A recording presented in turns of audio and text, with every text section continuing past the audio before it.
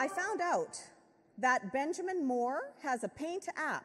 If you put that right up to my face, I'm actually toasted almond. So when I met my in-laws, who are Caucasian, I did introduce myself as an almond joy. Brown on the outside, white on the inside, a little bit nutty. Went on great with the in-laws.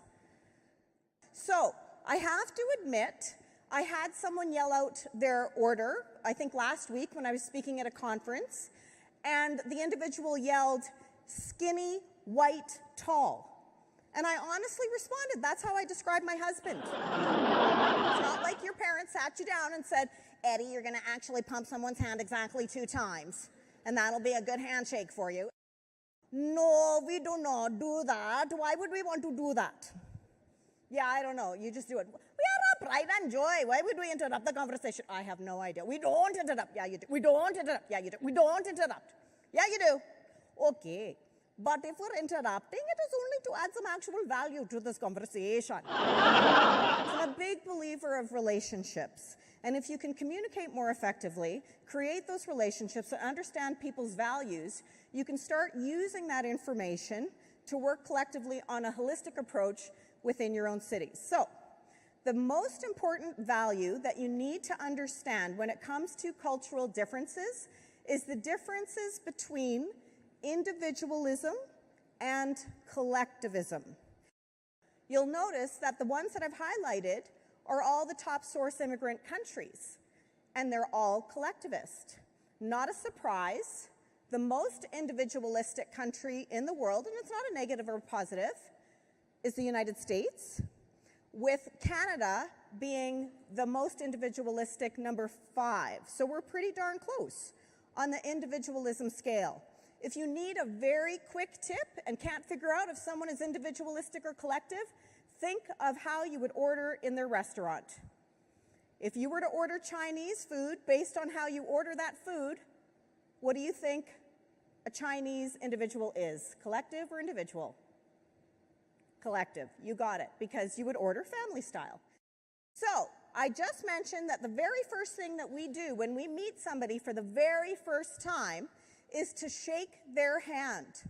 First impressions are made in 7 seconds or less. Before I even spoke today, you would have had a positive or negative impression based on me 100% on nonverbal interaction. Nonverbal in this case, what I'm wearing, maybe if I shook your hand, whatever it might be. And I want them to honestly tell me, based on the handshake alone, what their impression of me is, based on handshake alone. Got it? Yes. Okay, Larry, based on handshake alone, impression of me. Kind of weak handshake. There was no grasp there. You just held your hand out. Okay, so your impression of me is I'm kind of weak, and you kind of, the way he's looking at me too, it's like, well, you're kind of weak. You're kind of weak. Yeah, but I met her before, and she wasn't like that. She sat at our table. That's why she knows us. I know. I had to pick on you. Okay, you're going to pass it on Jane. Jane, I'm going to shake your hand. Honestly tell me your thoughts on me, handshake alone. If you were meeting me for the first time, what are you thinking of me, just based on that? I would say very nervous. Okay. Also, maybe very unsure of what's going on. That sounds right. Very nervous and unsure of what's going on. Okay, you're going to pass it on to Gilbert now. Gilbert, honest. First impressions based on me, handshake alone. Indecisive. Indecisive. Did any of those impressions sound positive? Our first impression was made 7 seconds or less. All of those were a very negative impression. The handshake that I just gave all of you is very indicative of first-generation Chinese immigrant, usually simply placing the hand in the hand. Some people have described it almost as a limp fish. In essence, when I do a lot of research, primary research, and when I've asked the why behind it, they said, I didn't want to hurt your hand. What are you thinking of me then now, Larry? I think you're very upfront, solid, a good handshake. I know a good handshake when I get one, and that was a good one. Very Larry. firm and very confident. Yeah, I love Larry. Gilbert. Confident, type A personality. Confident type A personality. indirect communicators is where a yes might mean no. In the Filipino language, which is Tagalog, there's a word. The word is iwan. Iwan means yes or no.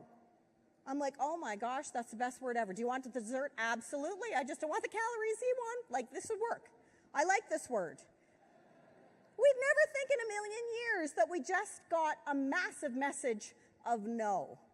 The unspoken word with indirect communicators is the most important of all.